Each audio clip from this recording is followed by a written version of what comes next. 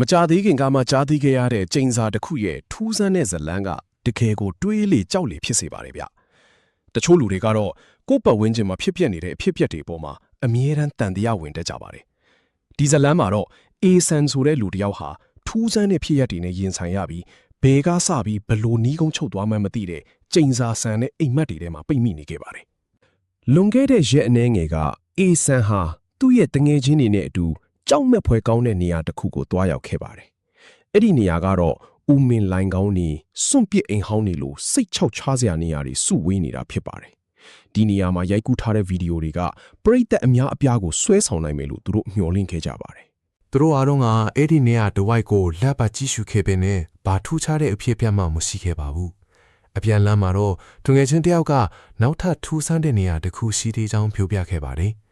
အဲ့ဒီနေရာကတော့ကျင်းစာရီပြီးတတ်တဲ့နေရာလို့နာမည်ကြီးပြီးတစ်ပင်တွေမှာနွားဦးကောင်းနေလူပုံရုပ်သေးရုပ်တွေရိုက်ထားတတ်တယ်လို့ဆိုပါတယ်။သူတို့အလုံးဟာဓာတ်မီတွေနဲ့မောင်မဲနေတဲ့တောနက်ထဲကိုဝင်ရောက်ခဲ့ကြပါတယ်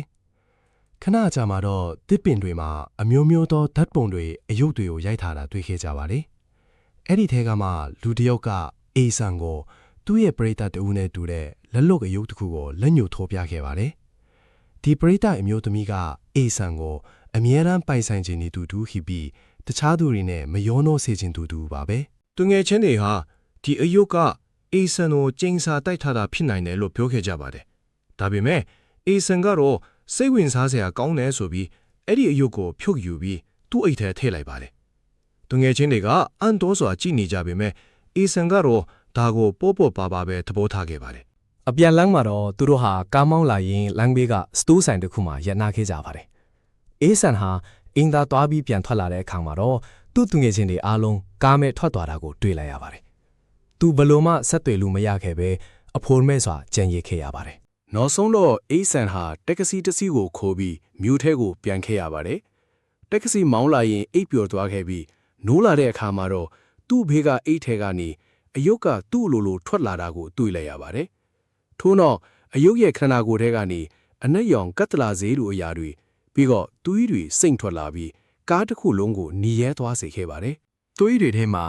ငါးတယောက်တည်းသာပိုင်ဆိုင်ရမည်ဆိုတဲ့စာသားတွေပေါ်လာခဲ့ပါတယ်။ဒီလိုထူးဆန်းတဲ့အဖြစ်အပျက်တွေထိဖြစ်နေပေမဲ့တက္ကစီဒရိုင်ဘာကတော့ဘာမှမသိပဲပုံမှန်အတိုင်းမောင်းနေခဲ့ပါတယ်။အေဆန်းဟာအရန်ကိုကြောက်လန့်သွားပြီးတက္ကစီကိုရက်ခိုင်းကအဲ့ဒီအယုတ်ကိုလဲကွင်းတွေကိုပစ်ချခဲ့ပါတယ်။နောက်တစ်ရက်မှာအေဆန်းဟာညဘက်စတိုးဆိုင်ကိုသွားခဲ့ပြီးအပြန်လမ်းမှာတော့သူဖြစ်ချခဲ့တဲ့အယုတ်ကိုလက်စစ်တိုင်အောက်မှာပြန်တွေ့ခဲ့ပါတယ်။ဒီတစ်ခါမှလည်းအယုတ်ကသွေးတွေထပ်စိန်ထွက်လာပြီးငါတယောက်တည်းသာပိုင်ဆိုင်ရမည်ဆိုတဲ့စာသားတွေပေါ်လာခဲ့ပါတယ်။ကြောက်လန့်တကြားနဲ့သူစပင်းနင်းပြေးခဲ့ပြီးမြဲသွေးတွေကသူ့ကိုလိုက်လာခဲ့ပါတယ်။သွေးတွေကသူ့ကိုအကွာဝေးတစ်ခုအထိလိုက်လာပြီးမှရပ်သွားခဲ့ပါတယ်။ဒါပေမဲ့သူအိမ်ပြန်တဲ့လမ်းမှာအယုတ်ကသူ့ရှေ့မှာမကြာခဏပေါ်လာနေခဲ့တာကြောင့်သူငယ်ချင်းကိုတွားခဲ့ပါတယ်။အဲ့ဒီလမ်းမှာလည်းအယုတ်ကသွေးတွေနဲ့သူပေါ်လာပြီးသူအော်ဟစ်လိုက်တဲ့အခါမှာတော့မျက်လုံးပွင့်လာခဲ့ပြီးဒါတွေအားလုံးဟာအိမ်မက်တီကြီးပဲဖြစ်နေခဲ့ပါတယ်။အမှန်တကယ်တော့အေဆန်ဟာတဘာဝလွန်ကိစ္စတွေနာနာဘာဝတွေကိုလုံးဝမုန်းတီးတဲ့သူဖြစ်ပါတယ်။သူဟာအဲ့ဒီလိုကျင်းစာတဲ့နေရာကိုလည်းမသွားခဲ့ပါဘူး။သူမှာတကယ်ကိုပိုင်ဆိုင်ခြင်းနဲ့ပရိသတ်မျိုးလည်းမရှိခဲ့ပါဘူး။ဒီထက်ဆိုတာကတော့နွားအိုးခေါင်းတွေလည်းကျင်းစာတိုက်တာမျိုးကိုတော့သူလုံးဝမသိနာမေးခဲ့ပါဘူး။ဒါဆိုရင်ဒီလိုအစအနမရှိပဲသူဘာလို့ဒီလိုအိမ်မက်တွေမှတ်နေရတာလဲ။ဒီအိမ်မက်တွေကိုသူ2 လနီးပါးလောက်နေတိုင်းမှတ်နေခဲ့တာပါ